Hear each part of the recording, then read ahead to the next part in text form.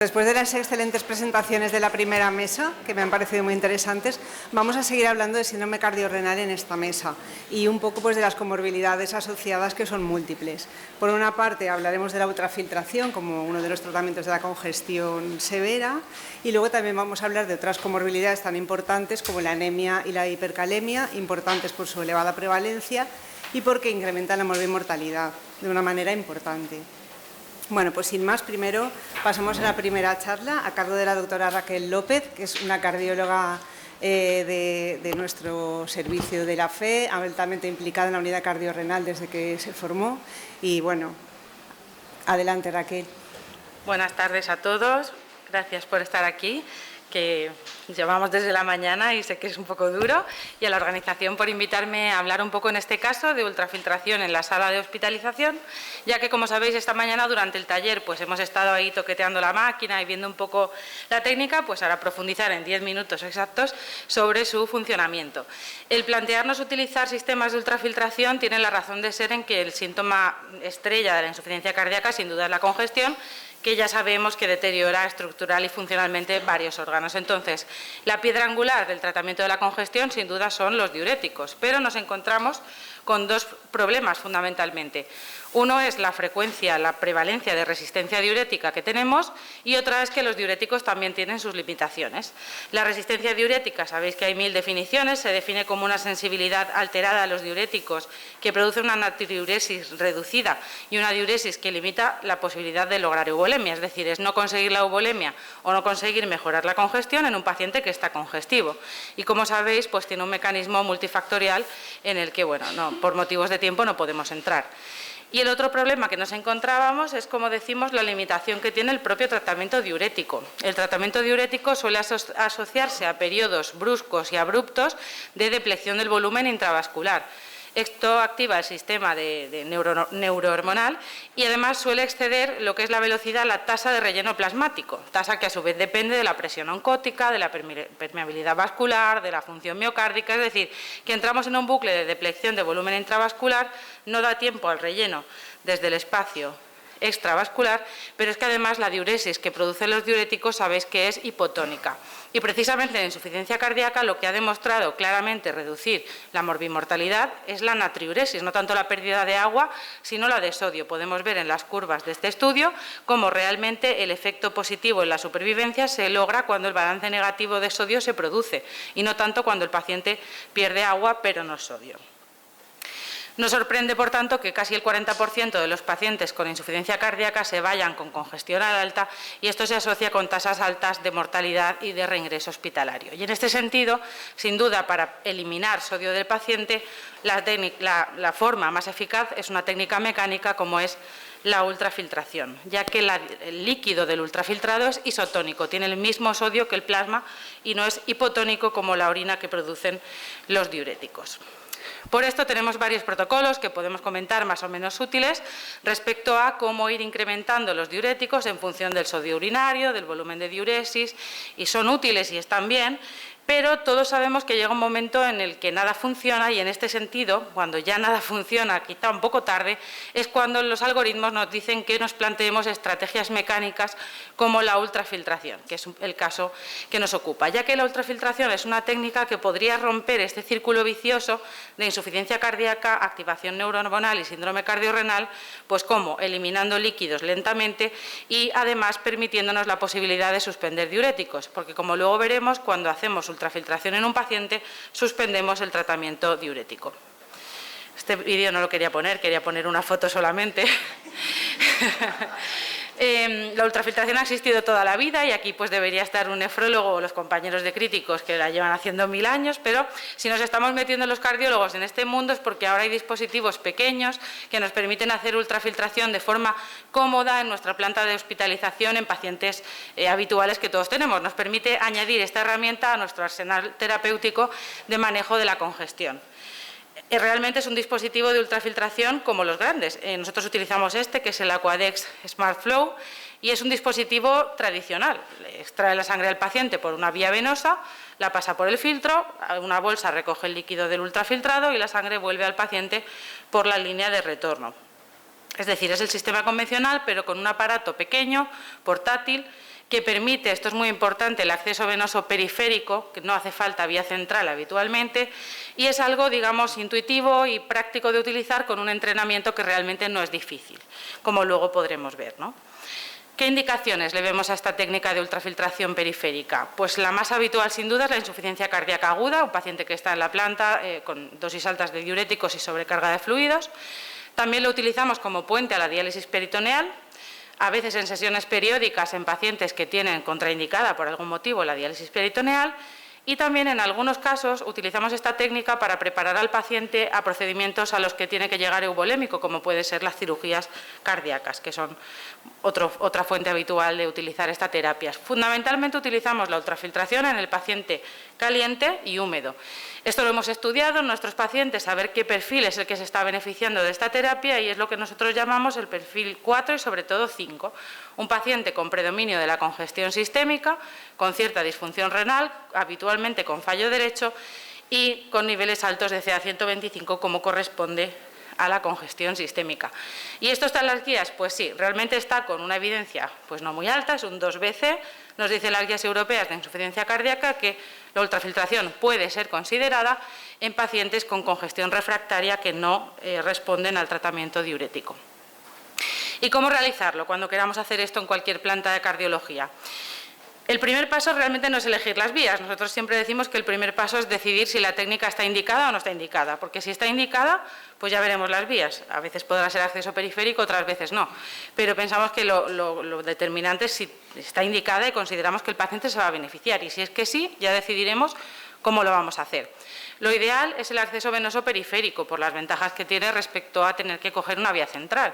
Habitualmente intentamos 2 vías de 18G en el mismo brazo, en el brazo no dominante preferentemente. Intentamos que el retorno se haga abajo y la extracción arriba. Y bueno, pues esto es lo que solemos hacer normalmente en el brazo izquierdo, si el paciente es diestro, en vías que estén comunicadas. Ya con esto os podéis dar cuenta del papel fundamental que tiene enfermería en esta técnica, que es desde luego indispensable para seleccionar las vías, para el dispositivo, para el manejo de las alarmas, y nosotros en este sentido pues ponemos siempre a Amparo, que nos ayuda muchísimo, es una gran experta en la técnica y que la habréis conocido en el taller, ¿no? El entrenamiento es sencillo, pero requiere entrenamiento y bueno, es muy importante este punto de enfermería.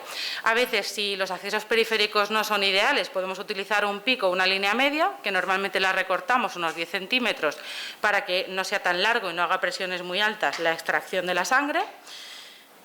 Y bueno, estos son ejemplos, ¿no?, de pacientes reales en los que hemos utilizado, como digo, 2 vías periféricas, la extracción y el retorno en el mismo brazo. Y bueno, en general es más cómodo así. Alguna vez, bueno, pues si las vías están en la flexura, le ponemos al paciente una especie de cabestrillo para que no lo mueva mucho, se van haciendo los trucos. Y si este acceso venoso no es posible y la técnica está indicada, pues no pasa nada, porque podemos recurrir a la vía central, que en este caso, en nuestro caso, nos la ponen nuestros compis de intensivos muy bien, y también funciona muy bien esta terapia. Una vez tenemos las vías, hay que cebar el dispositivo. Esto se hace con un suero fisiológico y heparina sódica. Y también anticoagulamos al paciente. El paciente debe estar anticoagulado además del aparato en sí. Una vez hemos cebado el sistema, programamos los parámetros: un flujo sanguíneo de 20 a 40 mililitros minuto y una tasa de ultrafiltración que llega a ser de hasta 500 mililitros hora. O sea, podemos extraer al paciente hasta medio litro a la hora. Y en ese momento en el que vamos a empezar a ultrafiltrar, como decía, suspendemos los diuréticos para dejar un descanso a la nefrona y favorecer luego el efecto de los diuréticos cuando lo reiniciamos después de la terapia. Una vez hemos hecho esto, ya solo queda darle al botón de iniciar y tendremos preparado el sistema en un tiempo medio de 5 o 6 minutos, una vez que esto ya le has cogido la práctica. La consola en sí, el visor es muy sencillo. Aquí tenemos, no sé si se ve bien, la velocidad de la sangre, la tasa de ultrafiltración, que aquí le hemos puesto 150. Y en esta parte de la derecha vemos la presión de extracción, la presión en el filtro y la presión de retorno. Y ya podemos iniciar nuestra terapia. Estos son ejemplos reales de situaciones que nos hemos encontrado. Este paciente es portador de una asistencia ventricular izquierda, desarrolló un fallo derecho grave que precisó ingreso, y con congestión muy refractaria pues le hicimos esta terapia. Aquí veis que lleva el Aquadex y sus baterías de la asistencia ventricular. Esta otra paciente se realizaba sesiones en el hospital de día como puente a la diálisis peritoneal, estaba pendiente del implante del catéter. Y este otro paciente, otro escenario, por ejemplo, donde lo hemos utilizado, es un trasplantado cardíaco de muchos años de evolución que desarrolló un fallo severo derecho en la evolución, necesitó retrasplante, estaba en lista de retrasplante con una congestión muy refractaria y también en uno de los ingresos, y si no recuerdo mal en más de uno, utilizamos esta terapia. En todos los casos realizamos la ultrafiltración de forma lenta, como digo, para dar tiempo a que se vaya rellenando el espacio intravascular y no generar hipotensiones ni más activación neurohormonal de la que estaríamos generando con los diuréticos. Por tanto, no es exactamente la ultrafiltración de siempre, pero no solo por el acceso venoso, sino porque es un sistema pues de ultrafiltración lenta, con flujos bajos, que raramente genera hipotensión y que permite el relleno plasmático. Y por eso tiende a preservar la función renal y no a empeorar la función renal, como pasa a veces cuando retiramos líquido de forma muy agresiva del paciente. Es verdad que a nivel de evidencia los resultados en ultrafiltración son modestos, hay algunos ensayos positivos y otros que fueron un chasco y fueron negativos.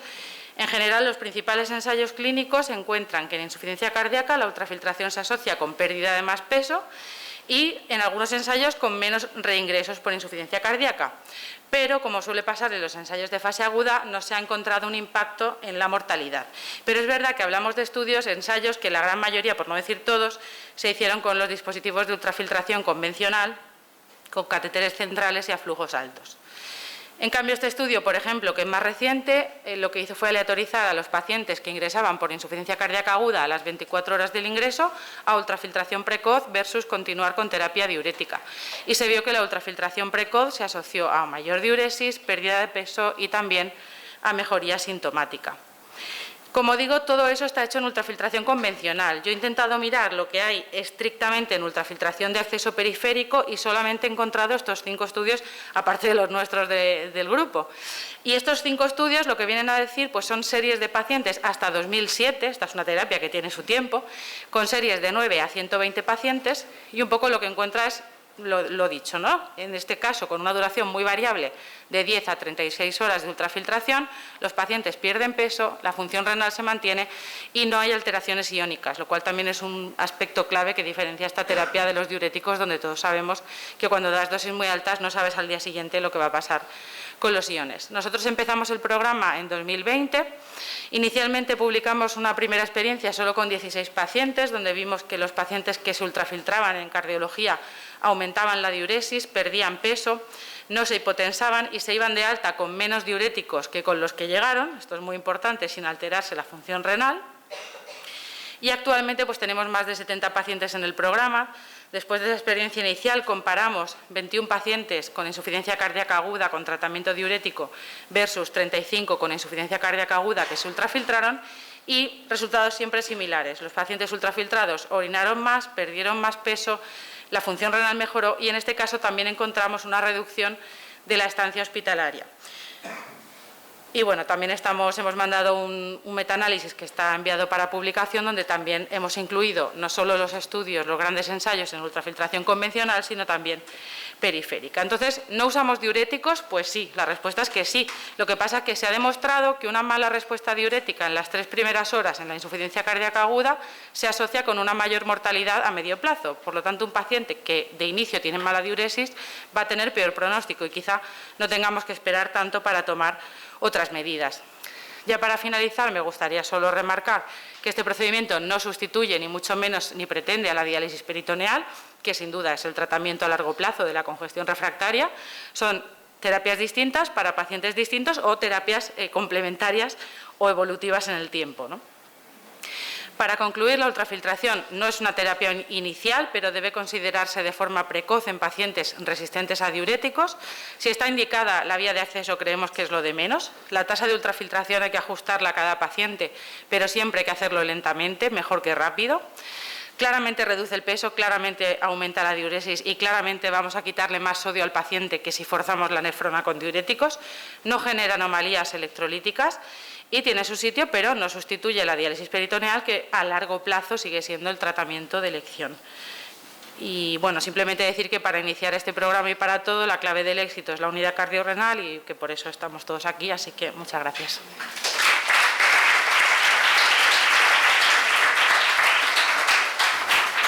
Muchas gracias, Raquel, por tu excelente presentación. Nos has convencido de la bondad de la técnica. Realmente confirmo que es una técnica útil y sencilla. ¿Alguien quiere hacer alguna pregunta?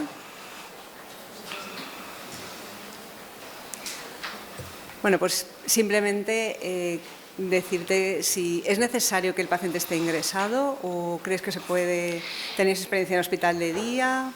Nosotros hemos utilizado también este sistema, la ultrafiltración ambulatoria, en el hospital de día, en la unidad de técnicas concretamente. El paciente venía antes de las 8, se empezaba a ultrafiltrar a las 8 y sobre las 8 de la tarde se iba. Entonces, esta estrategia no está mal, está bien y nos gusta, la estamos utilizando. Pero es verdad que, claro, al ser la duración más corta, lo que pierde de líquido es más limitado. Entonces, el beneficio es menos espectacular, aunque lo hay, pero es menos llamativo y también tenemos pocos casos en esa situación. Quizá pacientes periódicos hasta que se implante el catéter peritoneal o casos puntuales. Pero es verdad que el mayor volumen lo tenemos ingresados. Muy bien, gracias. Bueno, pues pasamos a la siguiente presentación a cargo de la doctora Clara Bonanaz, cardióloga del Hospital Clínico de Valencia, que nos va a hablar del potasio. Su charla se titula «Control del potasio, años a la vida o vida a los años». Adelante. Bueno, muchas gracias por la invitación, sobre todo al doctor Almenar. Y hace 3 años que organizamos una reunión sobre hiperpotasemia y este es el lema de la reunión. Pero nunca jamás nadie me había puesto un título de la charla pues que me diera incluso al pensamiento filosófico, años a la vida o vida a los años. Entonces me he dado cuenta realmente que con quelantes del potasio, con los nuevos quelantes, no hay evidencia sobre calidad de vida, pero vamos a ver indirectamente cómo sí la hay. Estos son mis conflictos de interés. Y bueno, todos sabemos que en el síndrome cardiorrenal per se hay un aumento del riesgo de hipercalemia, hasta un 40-50% de los pacientes van a tener hipercalemia. Además, hay otros factores que se suman, como son la diabetes, la edad avanzada y las comorbilidades, y que la hipercalemia no duele. Esto es un asesino silente y recurrente. Ahora veremos que aumenta la mortalidad cardiovascular, la mortalidad por insuficiencia cardíaca y la mortalidad por todas las causas. Y además aumenta los reingresos y las visitas a urgencias. Por lo tanto, de momento parece que nos quita vida, nos quita años de vida. Y luego, aparte, no solo aumenta la mortalidad conforme aumentan los valores de potasio, sabemos que hay una curva en U, pero conforme estamos hablando ahora de la parte de la derecha, de mi derecha del potasio, de la hipercalemia, sino cuando aumentan las comorbilidades. Cuando aumentan las comorbilidades tenemos un paciente más complejo. El paciente cardiorrenal y encima diabético es el paciente que más mortalidad cardiovascular y total va a tener y más reingresos y visitas a todas las especialidades y a urgencias. Por lo tanto, esta relación implica una peor calidad de vida. O sea, aquí le quitamos vida a los años. Y bueno, tanto los pacientes renales, que están en la parte superior de la diapositiva, como los pacientes con insuficiencia cardíaca, cuando tienen una vez un episodio de hipercalemia, van a recurrir. Y van a recurrir cada vez con un periodo más corto de tiempo. Vemos como el paciente renal, desde el primer episodio de hipercalemia hasta el segundo, básicamente pasan unos 45 días, pero es que hasta el cuarto, del tercero al cuarto, pasan 27 días, pueden pasar 27 días de media. En insuficiencia cardíaca se espacia un poco y hablamos de meses, pero a mí me ha llamado claramente la atención en el paciente renal estos 27 días. Y bueno, pues las recurrencias suponen visita a urgencias o que sea una recurrencia que mate. Por lo tanto, aquí volvemos a quitar años a la vida. ¿Y qué pasa? ¿Qué hacemos cuando un paciente tiene hiperpotasemia? Pues seguimos teniendo miedo. Tenemos miedo y entonces le quitamos los fármacos y yo creo que levante la mano quien no lo hace o quien no los baja. Me da igual que seas internista, geriatra, nefrólogo, cardiólogo. Cuando hay una hiperpotasemia, y sobre todo las hiperpotasemias con valores mayores de 6,5, bajamos los inhibidores del sistema renina-angiotensina-aldosterona. O los bajamos o los discontinuamos. Y esto lo que se ha visto es que en subgrupos de pacientes, tanto en los renales crónicos como en insuficiencia cardíaca, como en el paciente diabético, dobla la mortalidad. En la parte derecha de la diapositiva, que es un subestudio del programa Crystallize, vemos como tanto si discontinúas como si retiras el inhibidor del sistema renina-angiotensina-aldosterona, aumentas un 50% la mortalidad y el riesgo de episodios recurrentes. Y bueno, esto es un subestudio del estudio ZORA, es un estudio en el que participaron países como Estados Unidos, Japón y en España el Hospital La Fe de Valencia, que es un orgullo nombrarlo, y se han publicado muchos pósters en distintos congresos. Y bueno, en este caso pues os presento unos datos que cogen más de 15.000 pacientes de Estados Unidos y más de 6.000 pacientes japoneses, en los que ven cómo, así como antes, en la diapositiva de antes, quitábamos o discontinuábamos los inhibidores, los RASi, y eso doblaba la mortalidad, aquí vemos cómo usar ciclosilicato de sodio y circonio en vida real lo que hace es que dobla la posibilidad de mantener el tratamiento con los inhibidores del sistema renina-angiotensina-aldosterona, y además hay menor discontinuación y más estabilización de tratamientos versus los pacientes que no llevan los quelantes.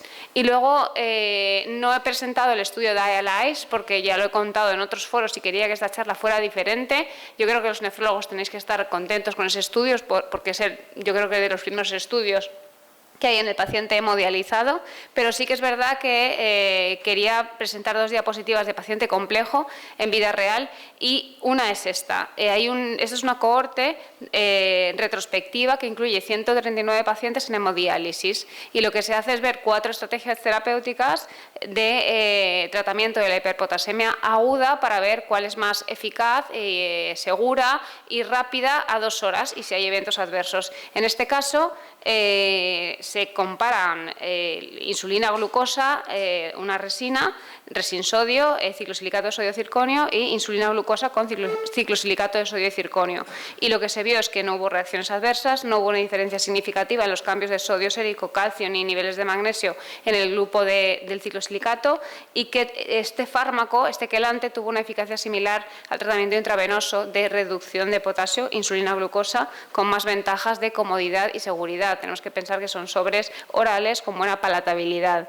Y este documento, pues la verdad es que tengo el orgullo de ser la primera firmante de este documento consenso, y la verdad es que el doctor Juan Pablo Leiva, justo cuando publicamos el documento, era el presidente de la Sociedad de Paliativos Nacional y falleció. Por lo tanto, este documento está dedicado a él, con 44 años, y la verdad es que fue un gran impulsor de este documento, los paliativistas. ¿Y por qué se nos ocurrió al doctor Boades y a mí hacer este documento? Pues porque buscábamos cómo manejar al paciente cardiorrenal en cuidados paliativos y no encontrábamos nada, solo encontrábamos documentos en insuficiencia cardíaca. Por lo tanto, pensamos que especialistas en cuidados paliativos, geriatras y nefrólogos tenían que estar muy presentes para hacer este documento. Y bueno, lo que os he subrayado aquí, aparte de los predictores pronósticos en el síndrome cardiorrenal, que ya lo sabemos, por ejemplo, la edad avanzada, el tener comorbilidades, un chalsón muy alto, el ser frágil, pero vemos cómo hay parámetros de calidad de vida, como son los síntomas, la calidad de vida autopercibida, incluso el estado emocional del paciente, que implica un peor pronóstico, aparte de la pérdida de función renal y los reingresos por insuficiencia cardíaca. Por lo tanto, todo eso lo que hace es que perdamos vida a los años. Bueno, aquí en esta tabla lo que vemos es los distintos fármacos que como consenso se pueden usar en función de cada rango de filtrado glomerular, y veis como en todos los rangos, hasta en el de 14, están los inhibidores del sistema renina-angiotensina-aldosterona con el riesgo de hiperpotasemia que suponen. Por lo tanto, en este documento, los nuevos quelantes de potasio, lo que se nombran como fármacos facilitadores. Ya sabemos que nadie, por ejemplo, se va a negar, nadie que tenga que recibir una quimioterapia se va a negar a que le den un fármaco para las náuseas, para los vómitos, con tal de recibir esa quimioterapia que le va a ayudar a superar su enfermedad, ¿no? El cáncer. Pues miramos los quelantes del potasio como facilitadores de poner fármacos que van a ayudar a reducir la morbimortalidad en el paciente cardiorrenal. Y bueno, aquí vamos a hablar de dinero y de rentabilidad, porque al fin y al cabo lo que produce la hiperpotasemia en España, con datos reales, es que aumenta las hospitalizaciones, las visitas a urgencias, las visitas, los ingresos, el riesgo de muerte por cualquier causa y el incremento del gasto sanitario. De hecho, datos del Ministerio de Sanidad del 2019 dice que hubo en ese año 2.225 hospitalizaciones por hiperpotasemia y con una media de estancia de 6 días. No sé cuánto cuesta aquí un día de estancia, pero en nuestro hospital más o menos aproximadamente unos 200 euros al día.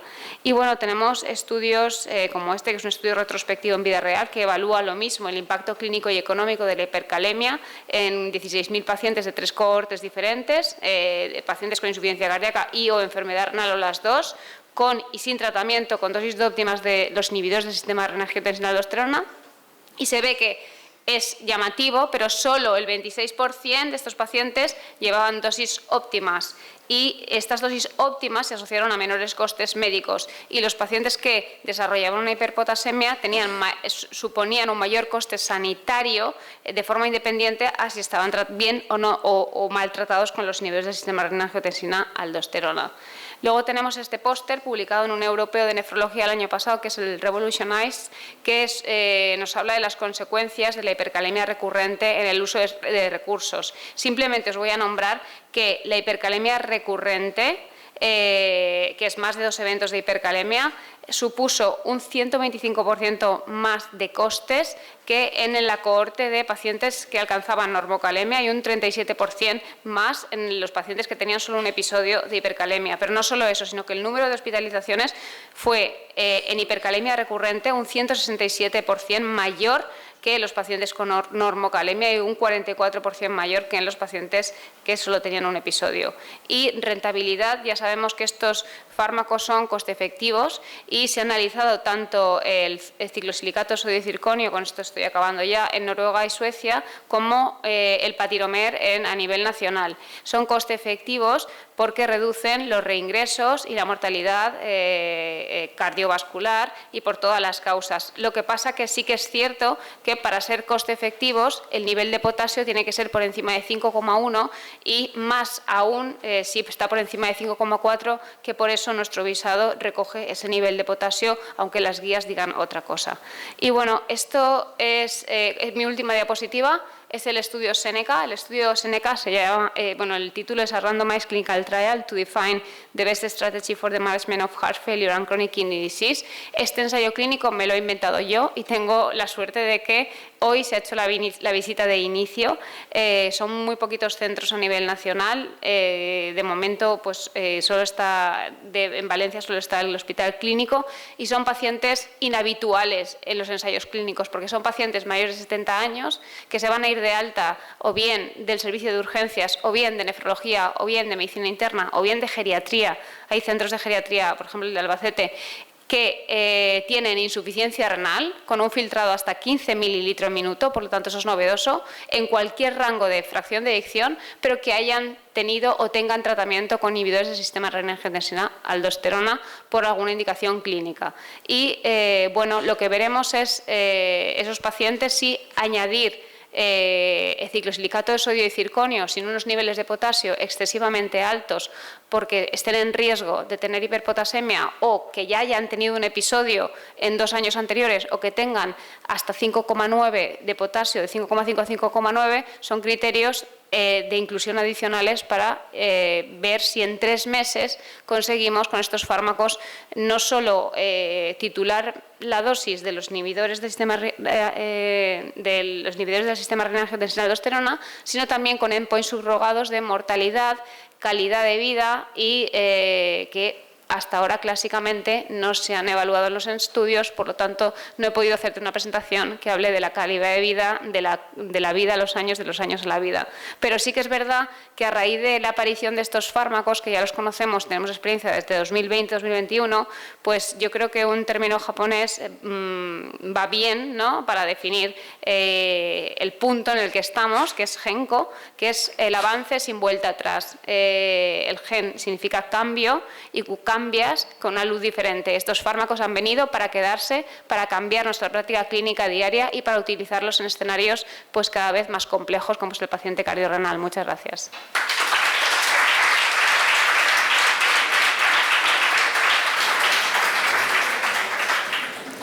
Enhorabuena, Clara, por la presentación y también por el ensayo clínico que acabáis de empezar y que has impulsado. Mucha suerte y espero que en próximas reuniones nos vayas contando tus experiencias. A ver qué tal. ¿Alguna pregunta? Iris, te has cambiado de sitio para disimular.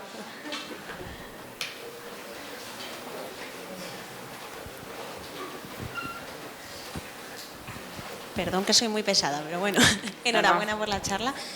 Pues si no hay estudios, debería haberlos sobre el hecho de que los nuevos fármacos, cualquiera de los dos quelantes del potasio, han permitido que los nefrólogos dejemos de torturar en la dieta a los pacientes, porque antes les dábamos unas dietas que no solo estaban malísimas, sino que además eran totalmente en contra de actitud cardiovascular. Muchísimas gracias por ese comentario, porque no he puesto las conclusiones porque me parecían muchas diapositivas y creo que las están claras. Pero una de las cosas que quería comentar, si se daba pie, y gracias a Iris pues se ha dado pie, es que ¿por qué mejora también la calidad de vida? No solo porque el paciente no viene tanto al hospital, sino porque no tiene tanta restricción alimentaria. Y eso hay zonas donde culturalmente, por ejemplo aquí en España, pues está pues, el tomate, la naranja, ¿no? Tenéis ahí siempre que... Entonces te puedes permitir un poco, yo creo que, no sé, esto puede generar discusión con algunos que son más pro dieta o no, pero yo a nivel cardiológico no soy una cardióloga muy estricta, porque pienso que si soy muy estricta, el paciente al final se va a amargar y va a dejar de hacerlo. Entonces, algo que le permita tener vida, ¿no? Eso que decía Luis en el título, ¿no? Calidad de vida, y es poder comerse pues una ensalada o una comida rica en potasio porque se va a tomar su quelante, que le va a ser como un seguro de vida, ¿no? Como un DAI ahí, pues lo facilita mucho. Y por ejemplo, sí que estuve hablando de esto en Arabia Saudí, y yo no sabía que por ahí comían muchos dátiles, que quitarle los dátiles a una persona es como matarlo en vida. Entonces los dátiles son tienen muchísimo potasio. Entonces para ellos los quelantes del potasio eran como pues el fármaco que se iban a llevar en el bolsillo cuando se iban a hinchar a dátiles. O sea que gracias por la aportación, porque yo creo que es algo que sin tener estudios de calidad de vida, que yo creo que aquí si hay laboratorios que hagan subanálisis o que se promuevan, ¿no? Porque es un endpoint, los PREMS y los PROMS en nefrología y ahora en cardiología, que son muy importantes, pues también poder vivir con menos restricciones.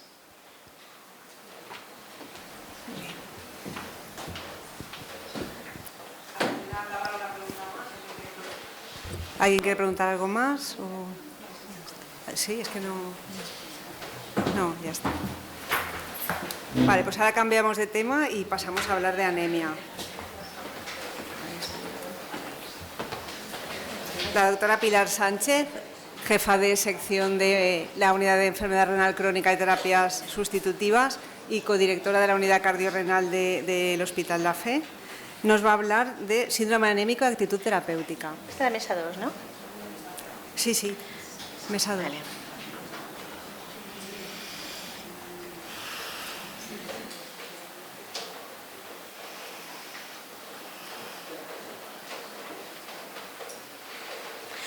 Buenas tardes. Pues nada, vamos a hablar del síndrome anémico y de cómo afrontarlo en el síndrome cardiorrenal. El síndrome cardiorrenal conlleva una serie de mecanismos fisiopatológicos que comparten con la génesis de la anemia en esta situación. Al mismo tiempo, la anemia, por la hipoxia tisular que conlleva, va a empeorar el síndrome cardiorrenal, creándose un círculo vicioso de lesión tisular-anemia. Esto es lo que llevó hace ya unos 20 años a definir el término de síndrome cardiorrenal anemia, observando además cómo la corrección de esta anemia producía incremento en la calidad de vida y disminución en el número de hospitalizaciones. La prevalencia de la anemia en el síndrome cardiorrenal puede llegar a ser bastante importante según avanzan los estadios de la enfermedad renal crónica y de la insuficiencia cardíaca, llegando a afectar a 3/4 partes de los pacientes. Influye en la morbimortalidad y en la morbilidad y en la mortalidad de los pacientes y en el número de hospitalizaciones. La eritropoyesis es el mecanismo por el que se produce la anemia en el síndrome cardiorrenal, es lo que está afectado. Y esto viene a tener lugar por dos causas fundamentales en las que concurren muchos factores. Estas dos causas van a ser la alteración en la disponibilidad del hierro y en la síntesis y acción de la eritropoyetina. Según predomine la afectación cardíaca o la afectación renal, va a ser más manifiesta la alteración de uno de estos dos grandes factores de afectación de la eritropoyesis. Bueno, y teniendo en cuenta todo esto, la prevalencia, la gravedad, pues cabe preguntarnos qué es lo que puede aportar el tratamiento de la anemia en el síndrome cardiorrenal, si va a mejorar su pronóstico. También, bueno, si debemos intentar normalizar el nivel de hemoglobina y cómo debemos hacerlo. Y aquí pues vamos a hablar un poco de lo que ha habido hasta ahora, de lo que hay y de lo que puede venir o está por llegar. En realidad, pues de lo que ha habido, lo que ha sembrado es controversia, porque los primeros estudios que se realizaron con análogos de eritropoyetina en anemia, aquí nos vamos a referir fundamentalmente a pacientes con enfermedad renal crónica, pues vieron que había un riesgo incrementado de mortalidad cardiovascular y de eventos cardiovasculares. De modo que hasta el año 2006 lo que se propugnaba era una corrección hasta la normalización, incluso supranormalización de los niveles de hemoglobina, y a partir de ese momento pues las guías de práctica clínica lo que nos indican es que normalizar la hemoglobina pues puede ser peligroso. De modo que, debido además a que la causa es este incremento de eventos cardiovasculares, pues no se aconsejan cuando coexisten la enfermedad renal y la enfermedad cardiovascular. Bueno, afortunadamente pues no nos quedamos ahí y tenemos el ahora que deriva de tres grandes grupos de cosas. Pues unas son los análisis de los ensayos randomizados con los análogos de la eritropoyetina, que nos han mostrado el camino para hacer un uso óptimo de estos fármacos.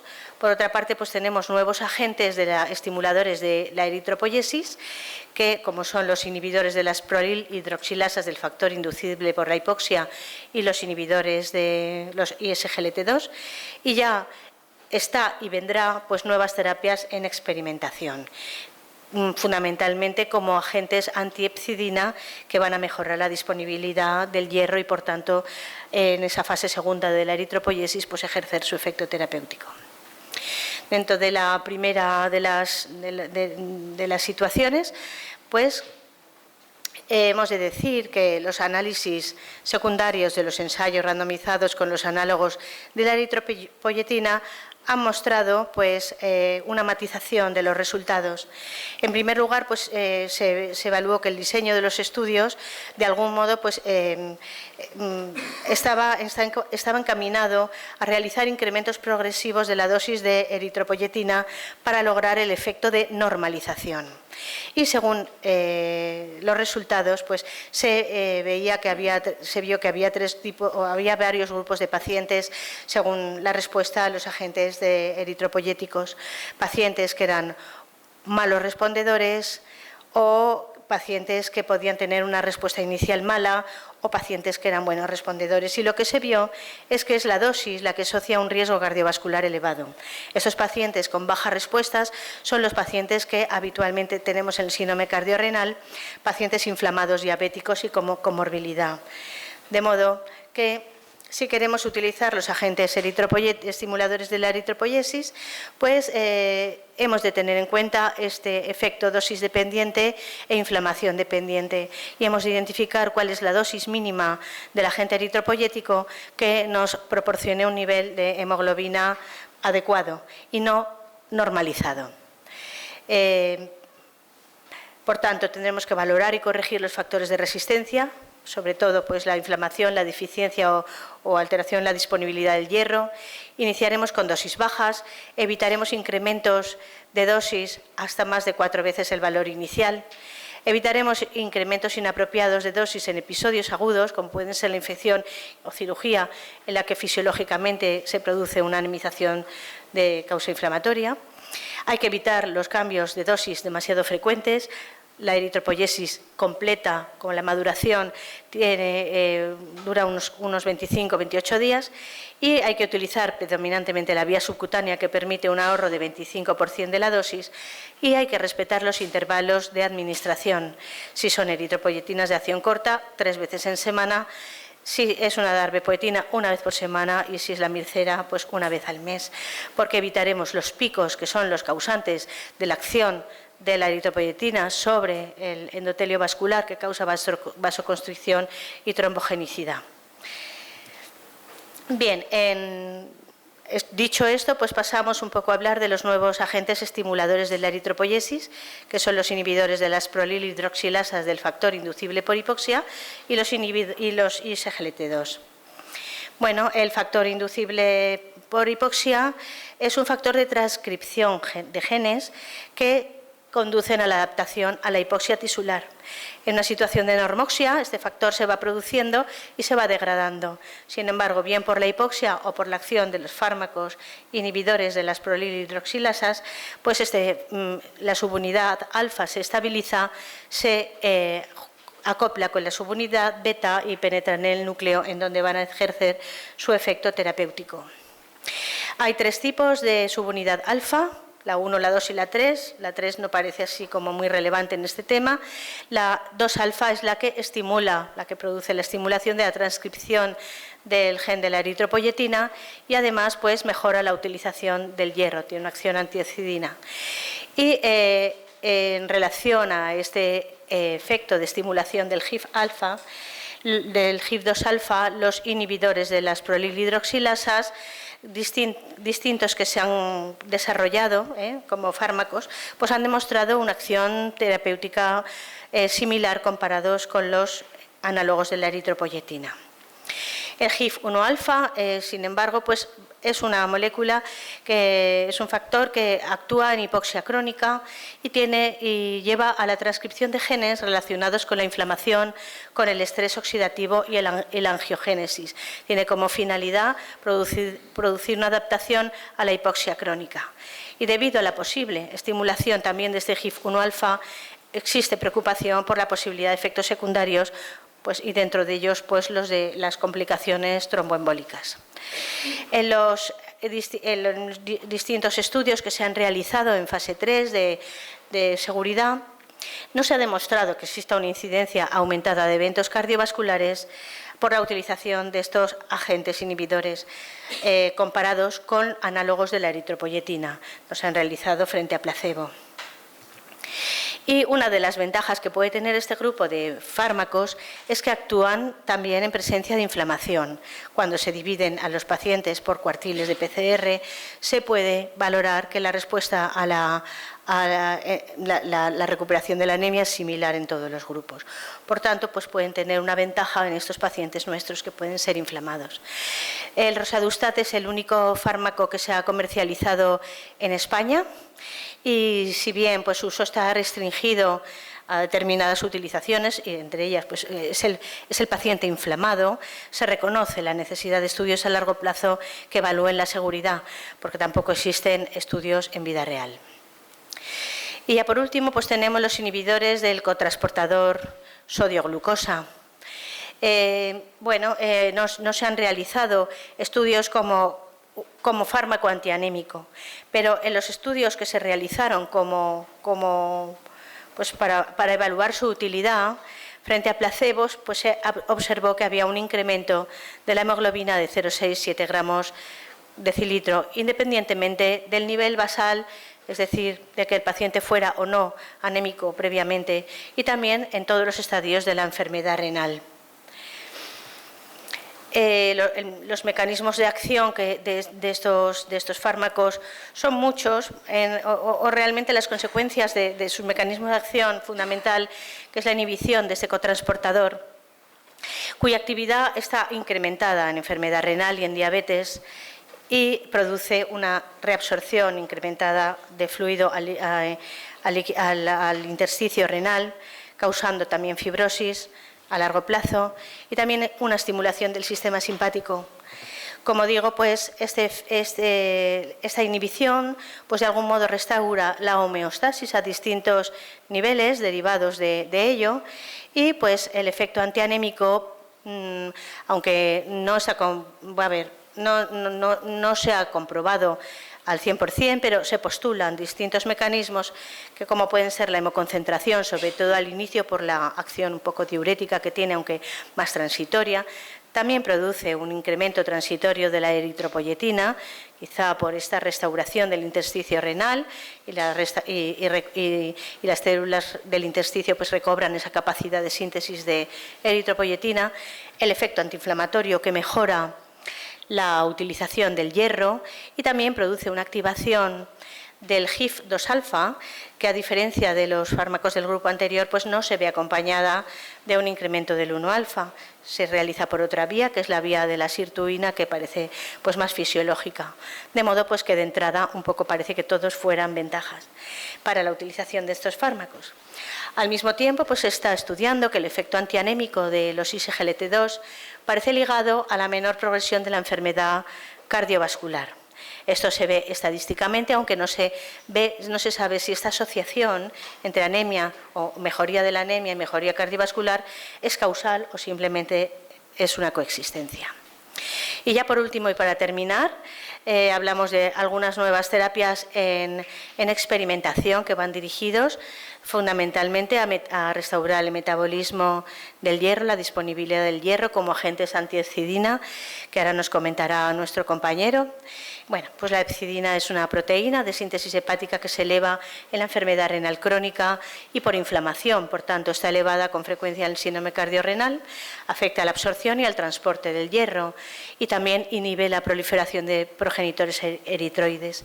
Se está estudiando con distintos inhibidores, pues por ejemplo el tocilizumab, que es un anti-interleuquina 6 humanizado que media en esta producción de epsidina, otros inhibidores, otros fármacos o moléculas que pueden frenar la unión de la epsidina a la ferroportina, que es la proteína transportadora. También se está viendo en fármacos que utilizamos para otros usos su acción antiepsidina. Y dentro de los inhibidores directos, pues yo destacaría una familia nueva de fármacos antianémicos que se está desarrollando, ya estamos en fase 2 de algunos de estudios con ellos, que son unas proteínas anticalina y también pues tienen este efecto antiepsidina que vamos buscando. Por tanto, pues ya para concluir, pues enumero unos principios de tratamiento que me interesa destacar, ¿no?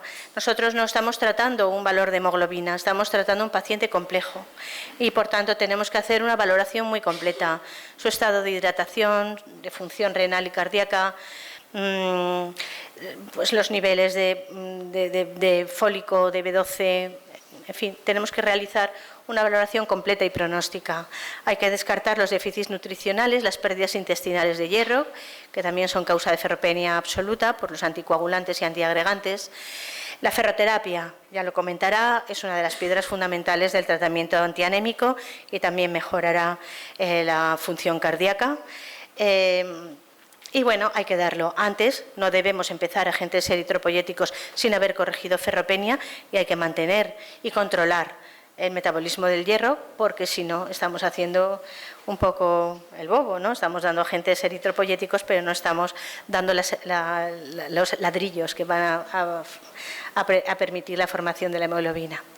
Los ISGLT2, yo creo que hoy podríamos llamarlos los primeros fármacos antianémicos a tener en cuenta, además, pues porque tenemos que utilizar estos fármacos para mejorar el pronóstico de nuestros enfermos. Y los ESA, pues los podremos utilizar, sobre todo en enfermedad renal más avanzada, pero con precaución en la dosis y un objetivo razonable de hemoglobina, vigilando muy bien cuál es la dosis que estamos utilizando para evitar caer en los efectos secundarios vasoconstrictores. El roxadustat tendrá su indicación en el paciente inflamado con baja disponibilidad al hierro y resistencia a los agentes eritropoyéticos, y una cosa fundamental, que no podemos dar tratamientos y olvidarnos del paciente hasta dentro de 6 meses, sino que tenemos que hacer una reevaluación frecuente, periódica, integral, sobre todo también en las fases de corrección e inestabilidad. Y con esto he terminado. Gracias.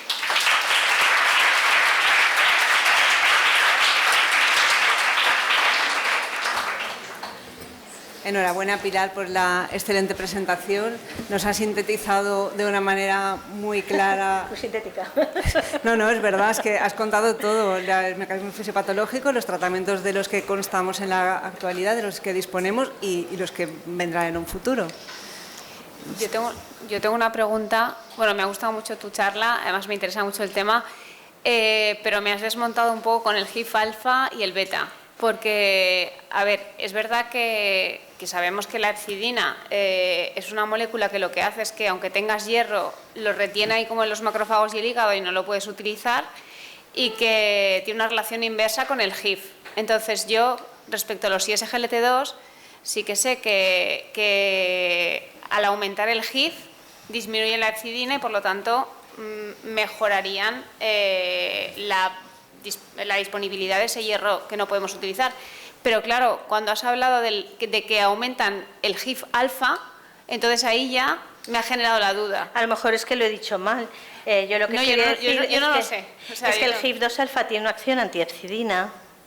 Eso es lo que te quería preguntar, y que, por tanto, ¿qué diferencia hay entre el alfa y el beta? Y si... No, yo alfa y beta, no, lo que yo sé es que de los inhibidores del GIF hay varios. Entonces podríamos decir GIF1, GIF2, GIF3, ¿no?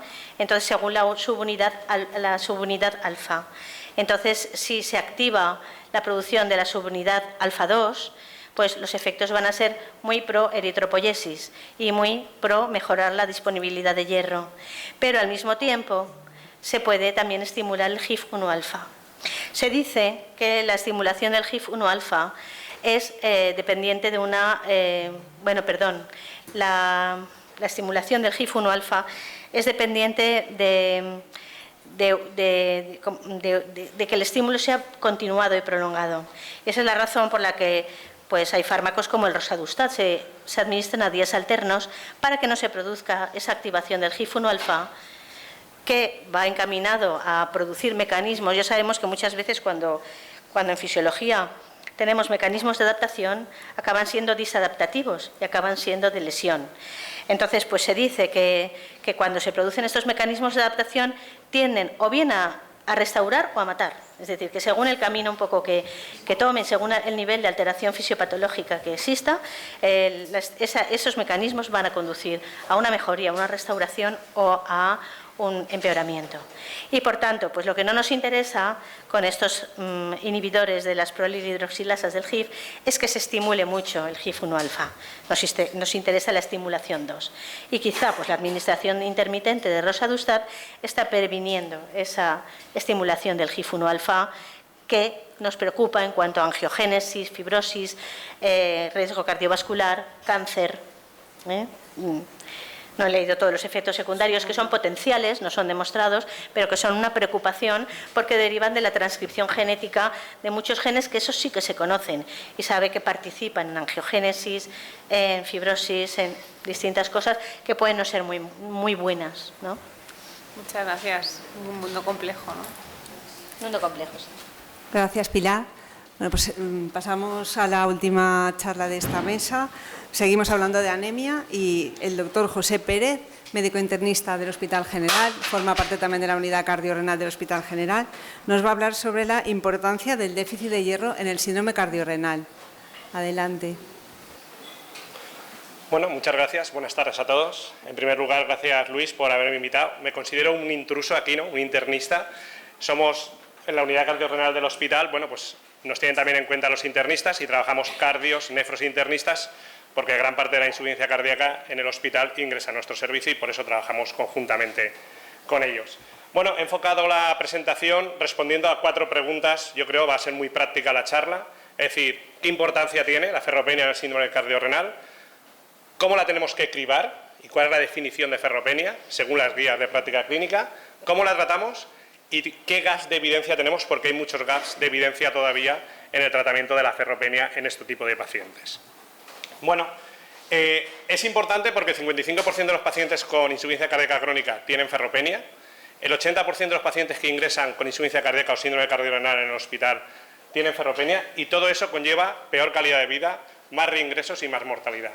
Muy en colación a lo que ha dicho la compañera Pilar, es decir, la deficiencia de hierro no solamente provoca anemia, por supuesto es uno de los mecanismos, sino que provoca una disfunción mitocondrial que no hay que ser cardiocentristas, es decir, afecta al corazón porque produce fibrosis, nos baja, digamos, la actividad o la potencia del corazón para que lo entendamos, sino que nos afecta también a nivel mucoesquelético, nos produce sarcopenia, nos produce un déficit funcional importante en los pacientes, nos altera, por supuesto, a nivel renal la función renal y disminuye la cetogénesis, con lo que conlleva aumento de grasa visceral a nivel del hígado. Todo ello conlleva más mortalidad, más reingresos, peor capacidad funcional y perder la capacidad de tolerancia al ejercicio. Es decir, que no es baladí la deficiencia de hierro en este tipo de pacientes, y no solamente sino la patología cardíaca, sino todo lo que conlleva esa deficiencia de hierro. ¿A quién debemos de cribar? ¿A quién tenemos que solicitar? A todo paciente. Es decir, todo paciente con síndrome cardiorrenal o insuficiencia cardíaca hay que solicitarle una ferritina y un índice de saturación de transferrina. ¿Por qué? Porque si tenemos menor de 300, tenemos un déficit si tenemos menos de 100 de ferritina, tenemos un déficit absoluto de hierro, y si está entre 100 y 300 de ferritina y un índice de saturación de transferrina por debajo de 20, tenemos un déficit funcional de hierro. Eso quiere decir que no tenemos bajos los depósitos, sino que no tenemos esos hierros no se están utilizando correctamente, probablemente por el estado inflamatorio que tiene el paciente y porque la acidina probablemente está recaptando ese hierro, que es una ferropenia, digamos, pseudoferropenia, para que lo entendamos. Por tanto, todo paciente con insuficiencia cardíaca y síndrome cardiorrenal, índice de saturación y de transferrina y la ferritina sérica. Viene a decirlo un documento que os recomiendo, es un documento práctico de manejo de la enfermedad cardiorrenal en el paciente con insuficiencia cardíaca. Es un documento que hemos realizado internistas, nefrólogos y cardiólogos a nivel nacional, y que es muy práctico y que responde a las preguntas que os estoy ahora mismo respondiendo. Y viene a decir exactamente lo mismo, que pidamos ferritina, índice de saturación, y si no lo tenemos claro que hay un estado inflamatorio importante, puede haber neumonías, infecciones que nos alteran ese metabolismo del hierro, podríamos pedir el receptor soluble de transferrina, que nos podría ayudar a saber qué valores reales tiene el déficit de hierro en este tipo de pacientes. Eso en cuanto al cribado y en cuanto a la definición de ferropenia. ¿Cómo los tratamos? Bueno, las guías del 2021 nos decía que había que tratarlo en pacientes con hierro carboximaltosa. Esta imagen ha quedado totalmente obsoleta, hay una actualización de las guías del 2023 que cambia totalmente, y ahora veremos con dos estudios que se han recientemente publicado. Y nos dice que la ferropenia en este tipo de pacientes, sobre todo en pacientes con fracción de eyección reducida o ligeramente reducida, es decir, fracción de eyección por debajo de 50, debemos de tratarlo con hierro intravenoso. Antes nos decía carboximaltosa, en este momento nos dice hierro intravenoso, ya veremos por qué. Porque nos mejora la sintomatología y la calidad de vida en estos pacientes. Y nos dice que carboximaltosa o derisomaltosa, que es el otro, digamos, hierro que se ha publicado recientemente, con un nivel de evidencia un poquito menor, nos mejora el déficit de hierro y nos mejora la reducción de hospitalizaciones por insuficiencia cardíaca. Todo esto viene por dos ensayos clínicos grandes, que fue el AFIR y el Ironman, que incluyeron entre los dos 1.000 pacientes uno y 1.200 pacientes otros. Eran pacientes con fracción de eyección reducida, pacientes ingresados por insuficiencia cardíaca aguda o que habían tenido un ingreso previo por insuficiencia cardíaca y habían llevado diuréticos intravenosos, y se veía que había una disminución del endpoint primario, sobre todo a expensas de reducción de hospitalizaciones por insuficiencia cardíaca. Probablemente no salió la reducción de mortalidad porque estos dos ensayos se vieron implicados con la pandemia COVID y hubo muchos problemas para incluso terminar los dos ensayos clínicos, e incluso los autores dicen que probablemente la influencia del COVID pues fue bastante porque no se pudo hacer un seguimiento correcto y una inclusión totalmente de lo que se podía haber incluido de pacientes. Y hay un estudio también, que compara los dos estudios, que nos dicen exactamente lo mismo. Nos mejoran y nos reducen la hospitalización por insuficiencia cardíaca, que los dos estudios son muy similares, no hay heterogeneidad entre ambos estudios, que son seguros, es un fármaco seguro, excepto un poquito de molestias o de infección a nivel de la inserción, de la inyección del hierro, pues bueno, pues no hay problemas vasculares, no hay problemas de infecciones sistémicas y con una reducción de riesgo relativo del 23% con un NT de 7, es decir, un NT muy bajo y con un riesgo relativo, pues bueno, pues esto es lo que ha hecho que las guías de práctica clínica cambien y lo pongan con un nivel de evidencia 1A. ¿Qué hay en cuanto al hierro oral? Bueno, pues el hierro oral en estos momentos en insuficiencia cardíaca con síndrome cardiorrenal no tiene ningún tipo de cabida.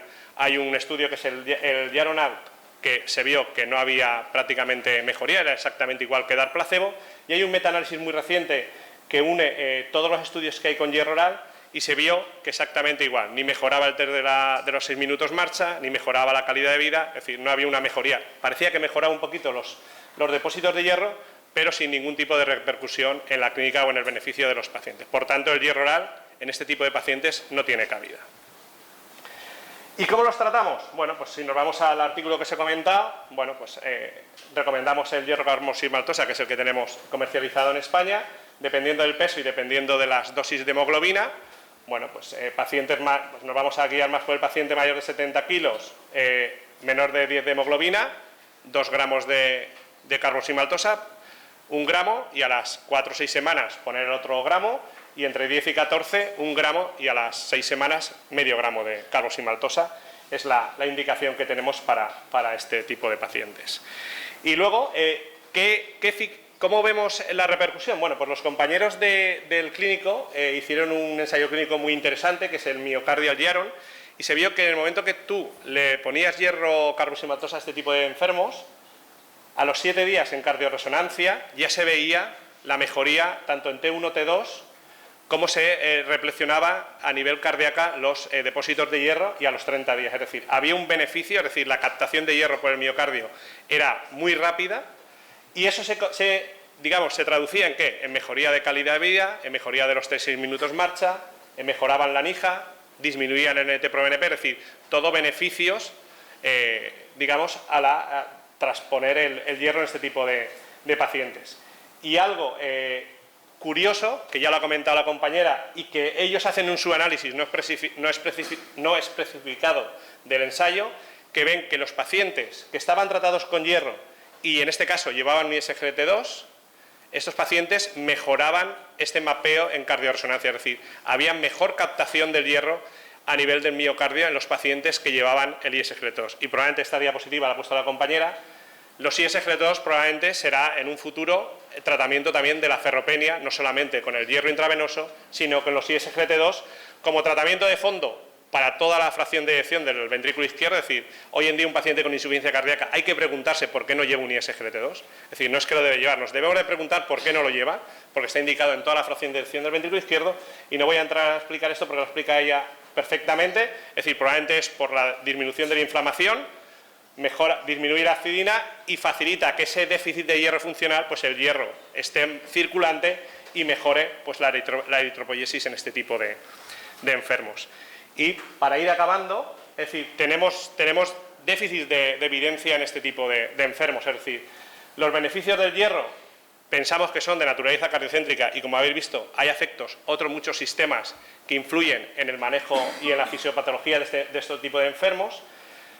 Todos los ensayos clínicos han cogido déficit absoluto y déficit funcional como un grupo homogéneo, y probablemente no son los mismos tipos de pacientes, es lo que nos pasa siempre en los ensayos clínicos, que metemos pacientes y no fenotipamos bien a los enfermos, y probablemente muchas veces se nos han caído se nos han caído fármacos en ensayos clínicos por no fenotipar bien, porque no todos los pacientes son iguales. Y luego, algo importante que creo que está en boga es la microbiota, es decir, la microbiota tiene mucha implicación en la inflamación y en el desarrollo de patologías cardiovasculares.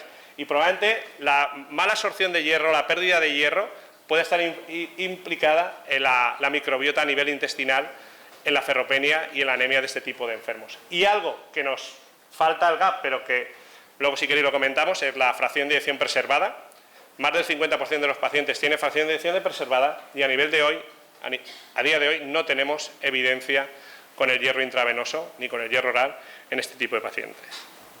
Por tanto, para concluir, lo ha comentado, el síndrome cardiorrenal es una entidad muy compleja. La anemia es una de las comorbilidades que más frecuentemente se asocia a este tipo de enfermos. Peor pronóstico. Hay que hacer cribado de anemia y ferropenia a todo paciente con insuficiencia cardíaca. Y aquí me gustaría remarcar como internista, dar un poquito de que no nos olvidemos que pacientes que estemos reflexionando y no reflexionen, miremos si hay un cuadro constitucional algo detrás, porque se nos van a pasar alguna neoplasia oculta a nivel intestinal. Es decir, el hierro, la insuficiencia cardíaca produce inflamación, es un estado proinflamatorio, pero no nos olvidemos que muchas veces son por pérdidas digestivas y detrás de esa pérdida digestiva hay una neoplasia oculta. Que la ferropenia es un marcador independiente, independientemente del rango de la FEBI, es un marcador de mal pronóstico, con una gran asociación, 55% en el paciente crónico y un más del 80% en el paciente con insuficiencia cardíaca aguda. Como he dicho, no hay que pensar solamente cardiocéntrico, es decir, afecta a muchos sistemas, produce sarcopenia, produce déficit funcional y eso en un paciente con comorbilidades, paciente anciano, pues la afectación es multisistémica y con gran deterioro. Y por último, hierro intravenoso. La única evidencia que tenemos a día de hoy es hierro intravenoso para mejorar la sintomatología, disminuir los reingresos por insuficiencia cardíaca en pacientes con fracción de eyección por debajo del 50%. Y nada más. Muchas gracias.